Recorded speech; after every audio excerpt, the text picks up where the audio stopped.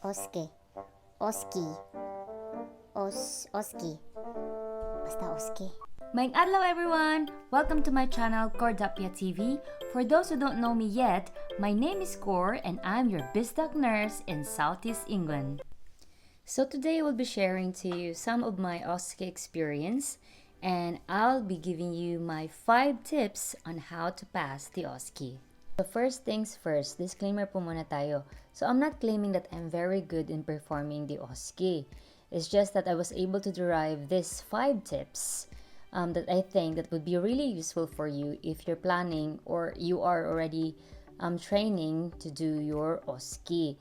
So these are just based on my personal experience. So before I will share to you my OSCE experience and my 5 tips on how to pass it, please don't forget to like and subscribe to my channel. So I took my OSCE on December 5, 2019 in Ulster University. Nakabase po kasi ako dati sa Belfast, Northern Ireland, so it was really convenient for me to take my OSCE in Ulster University. So days or I think weeks prior your OSCE, you will be emailed with the non-disclosure form. Ibig sabihin, bawal ka pong mag-share kung ano yung scenario or kung ano yung skill na nakuha mo sa OSCE. So, pwede mong i-share kung ano yung nararamdaman mo, pero bawal nyo pong i-share kung ano yung actual na nangyari doon sa examination center because you might get reported at you might lose your NMCP na talagang pinaghirapan mo. And you don't want that to happen. Diba? So, on the day of my examination, talagang sobrang nervyos ko. As in, yung anxiety level ko talagang bonggang-bongga siya at naging apektado din ang aking tiyan. So, I had anxiety-related diarrhea. O, di ba, bongga, may sarili akong diagnosis sa sarili ko. Dahil kasi nung araw na yun, talagang sobrang nervyos ko. At ang nangyari, although nag-breakfast din ako, no, hindi ako pwedeng hindi kumain before the exam kasi mas lalo ako siguro baka makulaps pa ako. Makulaps pa ako sa araw ng exam kung hindi ako kumain. Merong iba kasi na ayaw kumain kasi baka masuka sa sobrang nervous. Ako kailangan kong kumain para may oxygenation sa utak ko, ganun. Pagkatapos kong nag-breakfast, nagpururot ako. Tapos, pagpunta doon sa examination center, after ng orientation, tama ba? After ng orientation, nagpururot ako. Then, before nag-start ng exam, another pururot naman ako. Talagang, yun ang pinakamatinding nervous ko sa buong buhay ko. So, sa examination center, there is a desk na you have to report for identity check. So, you should have your BRP and your passport with you. At saka yung mga documents na nasa checklist ng NMC na you should bring on the day of your OSCE. So, sa pag-OSCE is either you start with the skills or mag-start ka sa assessment. So, yung APAI, Assessment Planning, Implementation, and Evaluation, hindi po pwedeng mag-mix up yun. Either talaga magsisimula ka sa skill or magsisimula ka sa assessment. Tsaka, yung exam center, I'm not sure with other exam centers, is may station siya. Sa examination center, may mga iba na divided by cloth lang or curtain lang yung separation ng bawat bay. I'm not sure sa ibang exam center. So, there is a tendency na medyo maririnig mo yung kabilang nagper-perform. Sometimes it's a good thing, sometimes it's a bad thing. Para sa akin, good thing siya. Kasi, para bang may cue ka na kung ano yung gagawin. So, I think for me is an advantage rather than a disadvantage. Tsaka, yun na nga, nagsimula ako sa skill. At, swerte naman yung naunang skill na nakuha ko, madali siya. Kaya, parang nagsimula ako na talagang relax. Nakalma yung nerves ko talaga during the initial part of my OSCE. So, after ng first skill, proceed agad ako sa second skill. So, pag-perform ko ng isang skill, sa sobrang nervous ko, syempre may makakalimutan ka talaga. Pero ang turo nga sa amin, kapag nagkamali ka, you just have to correct it right away. At saka explain mo kung ano yung tama. Tapos, ang nangyari doon naman sa apay ko, nagawa ko naman siya ng maayos, although medyo naninervyos nga ako. Pag naninervyos ako, masyado akong mabilis magsalita. Parang parang ganun siya. Although effective din siya kasi siyempre time pressure yung examination, so you really have to at least be quick when you talk. Pero you have to keep in mind na you are dealing with a patient well, sa case ko, talagang hindi siya mannequin. Talagang tao siya.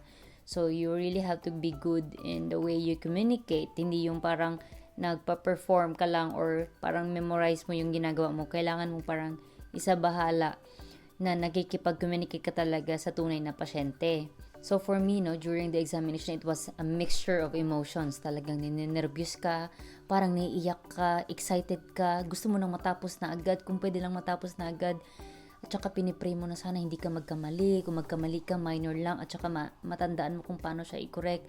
So it's really a mix of emotions. Kahit gaano ka pa siguro ka prepared, talagang mangunguna yung minsan yung nerve.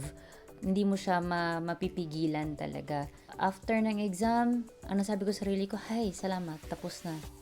Sabi ko, sana yun na yung last. Although sometimes, you will doubt yourself. Kahit na sabihin mong minor lang yung na-commit mo na mali sa pag-perform ng isang skill or doon sa appay, you will really doubt yourself. Hindi mo maiiwasan yun. Kahit pa sabihin mo na talagang 6 months or 1 year ka na prepared for your OSCE, you will really have the feeling na, ay, tama ba yung ginawa ko? Hindi ko ba ito na-miss? So, pero ang inisip ko na lang that time is to think positively. Sa lahat ba naman ng pinagdaanan ko, if you have watched my previous video na talagang 5 times kasi ako nag-English exam, 2 times sa IELTS, tsaka 3 times sa OET. So, sinabi ko sa sarili ko na this will be the last time na pumunta ako sa isang examination center for OSCE. So, I was thinking positively na talagang pasado na ako. Because if I have committed some mistakes, minor lang yun, tsaka na-correct ko naman siya. O, diba? Confident. Kailangan mo i-push yung sarili mo na talagang pasado ka na. Kasi the more you think negatively, parang mag-follow din siya psychologically. Tsaka baka marinig ng langit na sabi mo, ay, babagsak ako. O di, pagbigyan ka tuloy ni Lord na babagsak ka, ganun. Mag-proceed na tayo sa 5 tips to pass the OSCE. So, number 1, I have my list here so that I won't get lost. So, number 1 is find a study or practice buddy. So, just make sure if you do the practice, make sure it's under real exam conditions. So, I would advise if you do some skills or anything like apply, if it's time for 12 minutes or 15 minutes, try to reduce it minus 3 minutes or minus 2 minutes para maramdaman mo kung gaano ka kabagal o gaano ka kabilis na matapos sa isang skill or isang part ng appay. So, kailangan may timer talaga siya para mafe-feel mo talagang under OSCE ka na talaga na situation. Yan yun. And then, sa pag-perform ng mga skills, I would advise to use the real instruments. Do not improvise. For me, pag nag-i-improvise ka kasi baka masanay yung isip mo na ang alternative mo sa thermometer ballpen o paano mo mabibigay yung proper reading. For me, you should have the correct instruments to be used kung ano yung skill na perform. For example, sa wound dressing, ay pwede ka naman pong manghingi sa workplace nyo ng mga gamit for wound dressing. Kasi kung nag-alternative ka lang ng mga gamit, how would you know na kung ganun ba talaga ang pace mo sa pagpe-perform. So my tip number 1, when you find if you have your study or practice buddy, make sure you practice under real exam conditions. So, have a timer and use proper instruments. So, the advantage of having a practice or study buddy is that they will give you constructive criticisms. So, mapupuna nila yung mga parts na nagkamali ka or na-miss mo. But make sure you take it like positively. It will help you to cancel out all your weaknesses.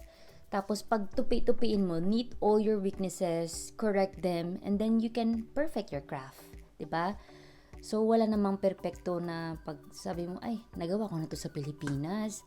So, you expect yourself to do it like that? No. Iba po ang UK setting. So, iba po. They are more concerned on how you communicate with a patient. Kung magaling ka mag-vital signs, yes, lahat siguro tayo magaling mag-vital signs. Sa college pa lang tayo nagpe-perform tayo sa teachers natin or sa clinical instructors on how to do the vital signs. But, do you know how to do a vital signs na nagko-communicate at the same time? That's the challenge here in the UK because you have to communicate. Hindi yung papasok ka lang sa room, ay, good morning po, ganyan, magkukuha ako ng blood pressure. No, it's not like that. It's in the UK, it's more on how you communicate. It's very important. Ang OSCE nga, it's not only evaluating on how you do your skills, on how you do your assessment, planning, implementation, evaluation. No, it also assess on how you communicate. Kaya nga para sa akin, yung pag-take ng English exam, I'd rather advise for you to take the OET. Kasi part sa OET yung sa speaking, they are really giving you a real hospital scenarios or community scenarios. Yung writing din, sa referral letters, kung magagamit mo siya pag naging nurse ka na talaga sa UK. So dagdag ko lang doon sa aking tip number 1 na find a study or practice buddy. So sa case ko, nurse na kasi yung asawa ko before I arrived in the UK. He took his OSCE year 2016. So siya ang kapartner ko nagpa-practice at siya ang taga-evaluate. Meron akong checklist, tapos nagpa-perform ako sa harap niya. Every time na magkamali ako, pinapatigil niya ako. So from the top, from the top. It was quite frustrating kasi nga kahit pa sa first 2 minutes magkamali na ako, may makalimutan ako. But it was really helpful, to be honest. Yung parating ipaulit-ulit sa'yo, yung mga kapag nagkamali ka, papabalikin ka from the top, it was really effective for me. Nare-retain ko siya actually. Several times na paulit-ulit, mas pumapasok siya sa utak ko, ganun. Effective siya, lalo na pag you take the criticism positively. Nagiging helpful talaga pag may practice buddy ka. Tsaka, nagpa-practice kami, example, nung wound dressing. So, pag magkamali ako sa isang part doon sa steps, ulit, from the top. Tapos yung timer namin, instead of 15 minutes, tinatime niya ako for 12 to 13 minutes lang para daw ma-control ko yung pagsasalita ko, mag-control ko yung pag-perform. So, at least ma-idea kung ano yung talaga yung pace ko sa pag-perform ng isang skill, like yung wound dressing nga. So, may mga scenario kami, yung ginamit namin na sa OSCE training, dinadala ko sa bahay, tapos nangihingi ako ng mga instruments from work. So, talaga mga dressing pack, lahat na kailangan. Meron akong actual items. Nagpe-pretend talaga ako na I'm in the actual OSCE na talaga. So, sa pag-perform ko sa asawa ko, he was really strict. So, from the top, make it chop, na. So, tip number 2, take inputs from previous OSCE takers. Of course, napadaanan na nilang OSCE, so they already know the tricks of the trade. They know what are the challenges to expect sa pag-OSCE.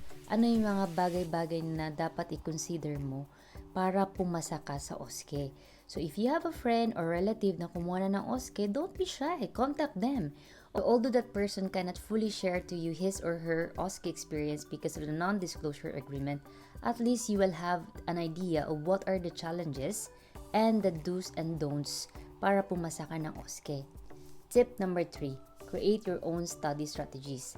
So, based on my experience, meron akong study guide. So, I don't rely on the materials na binigay sa amin sa OSCE training. It's much better if I do my own study notes, lalo na kung nakikita ko siya, na sarili ko siyang handwriting. I have a easy retention. Kasi pag once nire-write ko siya, gumawa ako ng mga bullets, mga guides, pag binabasa ko siya, mas napafamiliarize ko siya. Siyempre, sinulat mo, at the same time binabasa mo siya, mas pumapasok siya sa utak ko. So, it's an easy retention for me if I have my own study guide. So, I'm not sure if that tip will be effective for you, but for me, it works very well. So, part of my tip number 3 is that create your own strategies in performing certain skills. Huwag masyadong mag-rely sa mga binibigay na checklist ng mga OSCE trainers mo. Although it is very effective na may checklist talaga, but sometimes you have to deviate from it. Dapat i-tweak mo ng konti yung checklist kung ano yung mas effective sa'yo. Kasi OSCE is time-pressured examination. So, kailangan mo mag-adjust ng konti kung may mga part na kailangan ba siyang sabihin o ipe-perform ko na lang siya. So you have to consider those things kasi 'di ba, ang pag-perform mo ng OSCE at the same time nagsasalita ka. So you have to consider kung ito na part kailangan ko pa talaga siyang i-explain, kailangan ko siyang elaborate. So you have to deviate a little sa checklist para mapasok mo siya yung performance mo within the time na allotted sa isang performance. So for example, ang ginawa ko with the medication. Para sa akin, for example, yung gamot is familiar or familiar na sa'yo. You've been encountering that medication for a long time. You already know the indications, side effects. So I don't think you really have to open the BNF to know what is indicated for at kung ano yung mga side effects. For me, I just have to explain it to the patient na ito yung gamot mo. For example, amlodipine, ito yun siya. Indication niya, ito yung mga common side effects. Do you really have to open the BNF? Sometimes it's a waste of time. I open only the BNF just to check kung tama yung dosage ng medication for the patient. I don't go through all the indication, the side effects, the adverse effects. I just went through if the dosage was correct. So you have to consider it. If you think it is more effective for you to scan the BNF, to elaborate the indication, side effects, and adverse effects, if it thinks it works better for you, then go ahead. I'm just telling my own personal experience sa ginawa ko sa part ng medication na I didn't went through one by one sa BNF. I just check with the with the medication sheet that was given. I just compared kung tama yung dosage na nakalagay doon compared sa BNF. Yun lang. Okay? So, I'm not imposing my style. It's just a tip. Pero kung sa tingin mo, kailangan mo talagang one by one na checklist, you have to consider that OSCE is time pressured. Okay? So, part of my tip number 3, kung sakaling wala yung practice buddy mo or study partner mo, try to practice and take a video at the same time. Kunan mo ng video yung sarili mo. And then, after your performance, compare it against your checklist. Effective siya talaga. Kasi pag nakita mo yung performance mo on the video, ma-realize mo, I missed this thing, na may na mali ka na part. So, you can cancel out all the mistakes, ulitin mo siya ulit, i-record mo siya, at eventually you will realize na you were doing well along the way. Yun ang ginawa ko kasi pag syempre nagtatrabaho yung asawa ko, walang mag-i-evaluate ng aking performance. So what I did, nilagay ko yung cellphone ko, nag-perform ako ng isang skill, tapos after na pa-perform, stop ko yung recording and then I will review it against my checklist. Tapos pag feeling ko hindi ako satisfied sa performance ko, uulitin ko na naman siya. So sa lahat ng mga tips na shinare ko from number 1 to number 3, they will be ineffective kung hindi mo i-consider itong tip number 4 ko. So, my tip number 4, keep practicing. Meron nga tayong quote na, repetition is the mother of all learnings. So, kahit pa na meron kang study partner or practice buddy, kahit pa may inputs ka sa previous takers, kahit pa meron kang sarili mong strategy sa pag-aaral, kung hindi ka naman pa araw-araw nagpa-practice, masasayang lahat ng effort mo. So what I advise you is to keep practicing. Do not only do the OSCE API or skills during your OSCE training. No. Find time to practice even in your days off. Utilize your time. Time is the most precious thing. So what I did, I asked permission from our OSCE trainers kung pwede ba akong pumunta doon sa OSCE training center namin during my days off. Kahit na mag-travel pa ako ng 40 minutes yata by train before reaching the OSCE training center, talagang tiniis ko siya during my days off and I stayed there from 8 in the morning until na matapos yung training ng mga bagong batch ng mga nag-OSCE training. So the main reason na doon ako sa OSCE training center na pa-practice during my days off is because they have the complete materials that I need. So hindi na ako mangangarag at mag-alternative na mga bagay sa mga pagpa-perform ng mga assessments or skills. For example, yung CPR, meron silang dummy. So kung gusto ko ma-practice ng CPR, at mapaperform ko talaga siya sa actual na dummy. So, hindi ako magpapretend na sa unan ako nagpa-practice ng CPR. Kasi nga, pag sa CPR, di ba, mayroong gadget doon na talagang makakadetermine siya kung tama yung ang depth tsaka yung intensity ng pagsi-CPR mo. So, yun ang mga talagang hinahabol ko sa actual na mga OSCE training centers. And then, the advantage as well, kasi pag nag-perform yung isang trainer ng isang skill tapos gusto nilang may mag-demo after, ako yung tinatawag nila na magde-demo. So, bahala na, pabida ako doon. Pabida ako actually, pero I took advantage of it na ako ang tinatawag nila na mag-demonstrate ng isang skill or isang assessment or part of the API. Pag tinatawag nila ako, ay, go talaga ako, pabida, bahala ng pabida, basta maboost lang yung confidence ko. So, my last tip is, trust the process.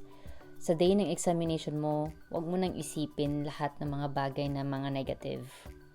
Think positively. Yun talaga ang aking mantra, no? Think positive. Not COVID positive. Yung think positive ba? Yung outlook sa buhay, kailangan positive lang. Because if you think positively about your life, everything will follow. Lahat ng mga good vibes pupunta sa'yo. So, do not think na babagsak ako kasi hindi ko nagawa ito. I know, you will be in doubt. When in doubt, pray. Yun ang pinaka-solution talaga. And then, do not give up. Even if you think that you will fail or you already failed the OSCE, there are a lot of chances in life. Ang isipin mo, nandito ka na sa UK. Grab the opportunity. Do not quit right away. Yung nga ang quote ko, before you quit today, think about tomorrow. Isipin mo, there are several chances that God will give you. Huwag mong sayangin. Huwag mong isipin na, hala, hanggang 2 chances lang ibibigay ng employer ko or up to 3 chances lang ng OSCE. Dapat mapasa ko na. Kundi, ipapauwi nila ako sa Pilipinas. No. Nakwento lang sa akin na nag-take siya ng OSCE for 5 times or 4 times. So, wala na siya sa first employer niya. Pinaso na yung niya, COS. So, naghanap siya ng panibagong employer. Nagdiskarte siya. Nagdiskarte talaga siya.